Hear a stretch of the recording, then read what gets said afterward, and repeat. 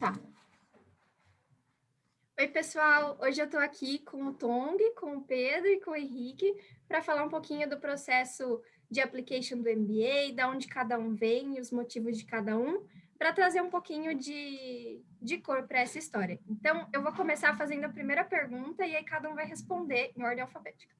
Então, falem aí seu nome, sua idade, de onde vocês são, qual é a formação de vocês e qual é a experiência profissional até agora. Legal, vamos lá então. Olá, pessoal, tudo bom? Então, eu sou o Daniel Tong, eu tenho 27 anos, eu sou formado em Engenharia Química pela Poli. Apesar de ser engenheiro de formação, comecei minha carreira no mercado financeiro, então comecei em banco de investimento. Não foi uma experiência que eu gostei tanto, muito pelo estilo de vida, então acabei indo para a indústria, trabalhei na Kraft Heinz em planejamento financeiro, e hoje eu trabalho na Cosan, que é uma empresa de infraestrutura e energia aqui no Brasil. Sou aqui um gerente de M&A e novos negócios. Enfim, acho que tive esses últimos 5 anos de carreira bastante interessantes aí que eu gostaria de compartilhar com vocês depois.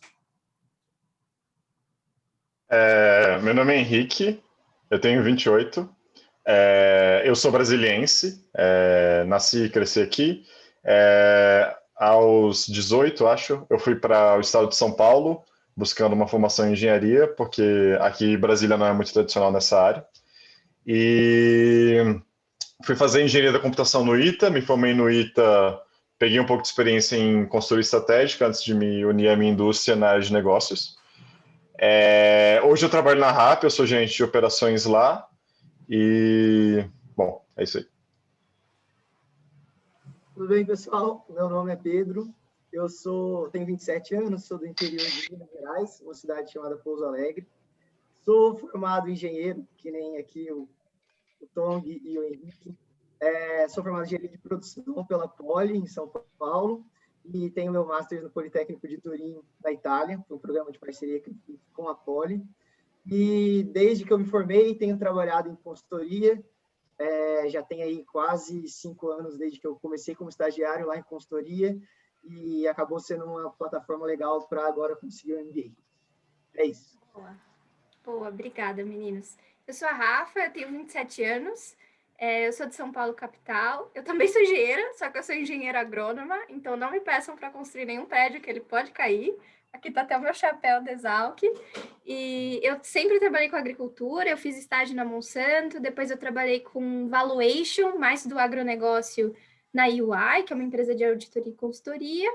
E nos últimos anos eu estou trabalhando com agricultura regenerativa, é um tipo mais sustentável de agricultura, numa startup chamada Rizoma.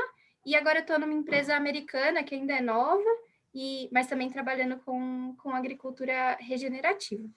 É isso, vamos para a segunda pergunta.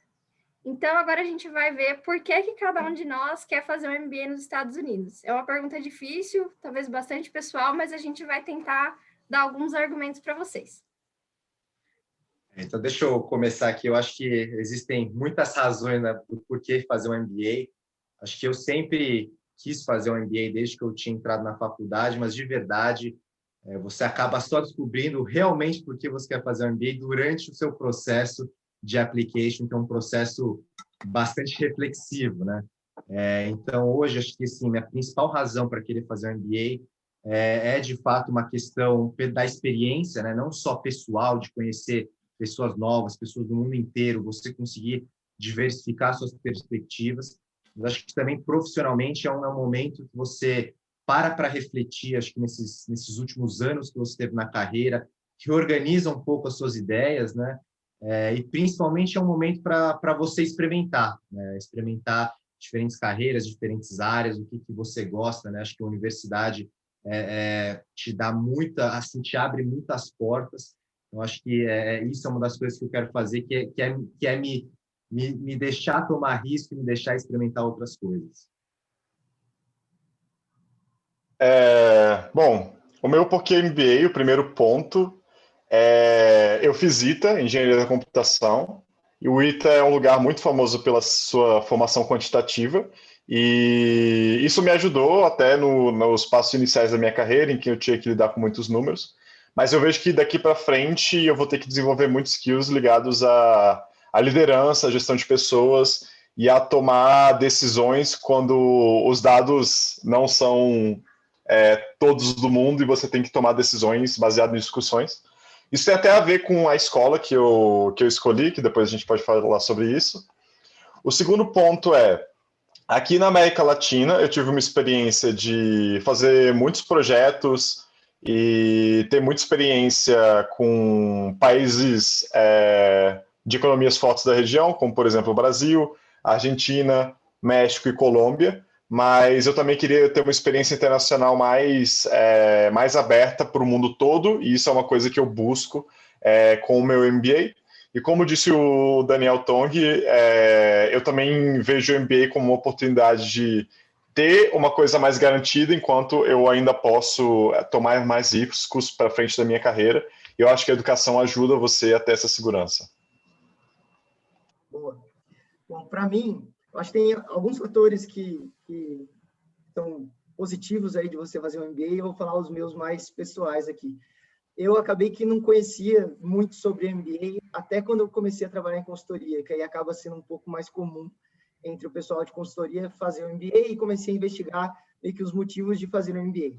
Acho que o primeiro motivo para mim é que eu já tinha feito antes um intercâmbio de 2 anos na Itália, e para mim foi a melhor experiência da minha vida.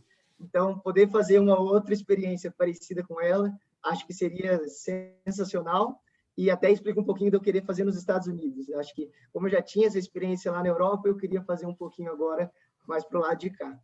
Esse é o primeiro ponto. O segundo, e até conversando com bastante do pessoal do trabalho, todo mundo fala também, foi a melhor experiência da minha vida pelas pessoas que eu conheci lá. Então, para mim, é de fato vivenciar muito, ter a experiência. Acho que se for pensar até na minha carreira, do ponto de vista de consultoria, talvez não faça tanto sentido eu parar esses 2 anos e voltar, mas pela experiência mais pessoal mesmo, de conhecer as pessoas, de ver perspectivas diferentes. Às vezes a gente está no trabalho, sempre conversando com as mesmas pessoas que pensam de certa maneira muito parecido. Acho que lá você consegue abrir a cabeça, ver coisas diferentes. Então, para mim, é mais pela experiência, mais para abrir a cabeça, viajar, conhecer lugares diferentes, pessoas diferentes. Top. Acho que todos esses são motivos que eu penso também, mas algo específico seria, eu me formei em agronomia e eu sempre trabalhei com agricultura.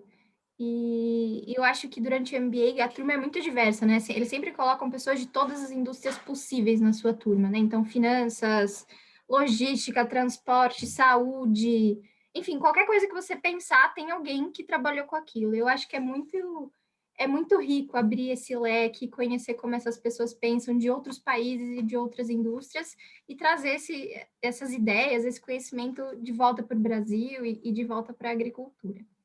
Boa, pessoal, vamos para a terceira pergunta. Quais escolas vocês escolheram fazer o application? E, de uma forma rápida, pincelar por que que vocês escolheram essas escolas dentre as milhares de opções possíveis. Não, legal, vamos lá. Eu acabei aplicando, vai para as top 5. Acho que existe certa polêmica ali no que é top 5, não, mas foi Harvard, Stanford, Wharton, Chicago e MIT. E aí eu acho que, assim, claro, cada escola vai acabar tendo o seu próprio foco, ou suas próprias fortalezas, né? Eu acho que eu tinha motivos diferentes para estar aplicando para essas escolas diferentes, né? Então, e aí eu vou dar uma generalizada aqui, assim, né? Então, por exemplo, East Coast ali, que você tem Harvard, MIT, Chicago, Wharton, eu acho que são escolas mais tradicionais, assim, escolas mais acho que tirando um pouco a MIT desse bolo aí das 4, eu diria que elas têm um foco mais tradicional, um foco mais de general management. Chicago, Wharton, muito focado aí em finanças, né? Enquanto que Stanford, acho que é uma faculdade bem diferente, né? Bastante focada em empreendedorismo. Então, assim, eu acho que o que eu tinha muito claro na minha cabeça era se eu fosse entrar em qualquer uma dessas, o que eu gostaria de estar focando nelas, né? Então, acho que é por aí que eu escolhi. Bom, quando eu fui aplicar, tinha uma escola que era a minha Dream School, mas eu apliquei também para 5 escolas, porque o risco relacionado a você aplicar só para um lugar é bastante grande, porque é um processo extremamente competitivo. Então, eu acabei aplicando também para 5 escolas, dentre elas Harvard, Stanford, Wharton, Chicago e Kellogg. Eu acreditava que qualquer uma dessas escolas poderia me dar uma educação muito forte, também oportunidades muito boas na indústria de tecnologia, que é onde eu gostaria de seguir. Especificamente Harvard, que é a escola que eu decidi estudar, eu gostava por ser muito baseado em discussões com outras pessoas de vários backgrounds e por ter um modelo de aula bem diferente da minha primeira educação, que era do ITA, de maneira que eu acho que poderia me complementar muito bem. Para mim, acho que um fator interessante aqui foi que eu conhecia pessoas nas escolas que eu já tinha aplicado, que eu apliquei, na verdade, né? Então, eu consegui conversar com essas pessoas, eram amigos meus de trabalho, que eu já conhecia, e essas pessoas puderam me contar um pouquinho mais sobre aquelas escolas. Então, acho que a minha escolha foi antes mesmo de começar a pesquisar sobre as escolas, e depois que você começa a pesquisar também, é um outro mundo, que você começa a entender todos, que nem eu acho que o Tom falou super bem, cada escola tem o seu perfil, e não tem um perfil que é 100% compatível com o seu. Então, você sempre consegue se enxergar em cada uma das escolas por N razões. E aí, eu acabei, no final, aplicando para Harvard, MIT, Columbia e Chicago. Foram essas escolas. Boa, muito boa, meninos. Eu apliquei só para 3 escolas, mas porque eu tinha muito pouco tempo. E como os meninos estavam falando, cada escola, para você fazer application, você tem que mostrar como que você e a escola tem um match ali. E isso você tem que falar com pessoas que estudaram lá, você tem que estudar, pesquisar. É difícil você formar na sua cabeça essa ideia. Eu nunca visitei nenhuma delas, então não tinha muita familiaridade. Eu não conhecia ninguém que nunca tinha feito nenhum desses cursos, mas sempre tem um amigo de um amigo de um amigo, sempre tem o LinkedIn para você mandar uma mensagem bem louca. Eu acho que eu mandei umas 100, umas 3 pessoas responderam, mas essas 3 pessoas me ajudaram. Às vezes é o vizinho da sua amiga que foi para não sei o quê. Então, falar com pessoas, adorei a dica do Pedro, acho que é a melhor coisa que você faz para entender e sentir se aquilo faz sentido ou não para você. Enfim, eu tive pouco tempo, então eu escolhi 3 e eu fui para as cabeças. Acho que todo mundo aqui vai para as cabeças, então eu escolhi Harvard, Stanford e MIT, por serem escolas muito boas, por serem escolas que são minimamente conhecidas aqui no Brasil. Acho que Harvard, mais de todas, é um nome assim, que no mundo inteiro é conhecido. E Stanford tinha a questão de eles terem um mestrado que você pode fazer junto do MBA em agricultura, eu me apaixonei por essa ideia, e o MIT um foco muito forte em sustentabilidade e empreendedorismo. Então, é super difícil. Eu lembro quando chegou na fase das entrevistas, eu me sentia meio impostora, porque você tem que convencer que aquele é o lugar, mas na outra semana você tem que convencer que aquele outro é o lugar. E aí dá uma crise de identidade. Mas tudo bem. Vamos lá, 4ª pergunta. Por quanto tempo vocês se prepararam para o application? Qual que foi a história aí de vocês? Vamos lá, acho que na verdade, o meu plano original era ter aplicado em 2019, né? E aí por uma série de razões, acho que especialmente porque eu queria ganhar um pouco mais de maturidade profissional, passar por algumas experiências profissionais, eu acabei postergando e aplicar em 2020. Então, na verdade, eu já estava bem ansioso para aplicar, então eu comecei minha preparação lá em janeiro, então praticamente um ano aí de antecedência.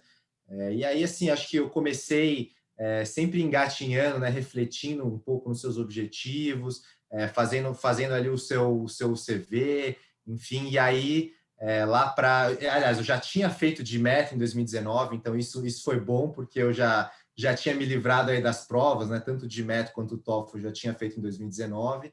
Em 2020 eu só foquei nos applications, sendo que eu comecei a trabalhar nos essays lá para maio, junho. Então, eu tive bastante tempo aí para me preparar. Acho que foi mais tempo do que suficiente aí para poder aplicar para 5 escolas. Bom, teve uma data, assim, que foi o casamento de um amigo meu nos Estados Unidos, que eu fui, que era na East Coast, e eu aproveitei para visitar as escolas. E eu acho que isso foi quando... foi a data que realmente eu comecei a me preparar. Eu primeiro vi as escolas para depois começar a preparação para o GMAT. E isso foi um ano a partir do Round 1, basicamente. Tanto que tinha algumas pessoas, as escolas perguntavam, vocês estão indo para aplicar no Round 2? Porque o Round 1 tinha acabado de acabar. Eu acho interessante você ver esse processo com antecedência, e eu digo isso porque você mitiga um pouco de risco, né, com isso. Por exemplo, eu fiz meu primeiro GMAT, depois eu fiz a segunda vez o GMAT, na quinta-feira de uma determinada semana, na segunda-feira da semana seguinte, São Paulo entrou em lockdown. Obviamente isso é um caso extremo, que não tinha como prever, mas isso foi um risco que eu mitiguei tendo começado muito antes, e foi até interessante. Porque eu não acompanhei direito quem fez EGMAT, mas o EGMAT, pelo que eu entendi e pelo que eu ouvi, você só podia fazer uma vez.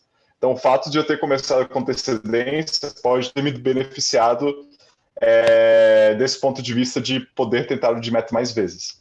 Em relação às essays, lá para março eu estava decidindo qual MBA Admissions Consultant utilizar. Eu falei com várias opções dentro de São Paulo, decidi a que tinha mais fit comigo, e lá para abril eu comecei a fazer o pre-work para escrever as essays. Legal. Boa. No meu caso, é um pouco parecido com cada um dos dois, eu acho. Primeiro, eu comecei em 2019 também, mas meio em cima do prazo ali do meio do ano, e aí por causa de trabalho e tal, eu acabei não dando conta e falei, vou prestar no ano que vem.